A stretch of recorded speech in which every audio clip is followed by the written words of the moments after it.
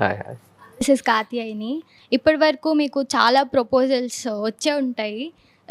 మీకు వచ్చిన వాటిలో ది బెస్ట్ అంటే ఇప్పటి వరకు గుర్తుండిపోయేది ఏదైనా చెప్తారా? పేరు చెప్పక్కర్లేదు, బెస్ట్ ప్రపోజల్ ఏంటి చెప్తే See, proposal itself is a very beautiful, you know, if someone is actually proposing to you antene, it's a very beautiful. So no matter how they propose or who proposes, I think it's a very beautiful thing, and every proposal is memorable, equally memorable. So చాలా బాగున్నారు.